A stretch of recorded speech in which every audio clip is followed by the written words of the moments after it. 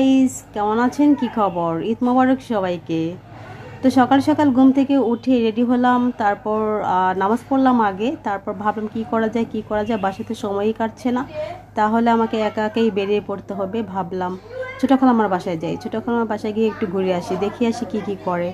আর কাঁঠাল গাছটা দেখতে গেলাম, অনেক কাঁঠাল ধরেছে খালাম্মাদের বাসায়। তারপর ভাবলাম যে কি খাবো খালাম্মার বাসায়, খালাম্মা আবার স্পেশাল চটপটি রান্না করেছে, তো চটপটি খেলাম আর খেলাম শ্যামাই। তারপর কি করব, দেখি এখানে কিছু গাছগাছালি আছে, ন্যাচারাল জায়গা, তো ছবি তুলতে খুবই ভালো লাগে, তো কিছু ছবির শ্যুট নিলাম, তারপর গল্পগুজব করে চলে আসলাম।